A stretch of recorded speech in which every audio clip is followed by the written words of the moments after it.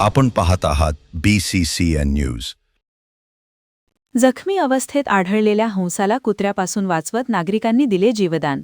बुलढाण्यातील HP gas godown परिसरातील घटना. विनोद मगर यांनी दिले जीवदान. बुलढाणा शहरातील HP गॅस गोडाऊन परिसरामध्ये एक हंस जखमी अवस्थेत नजरेस पडला.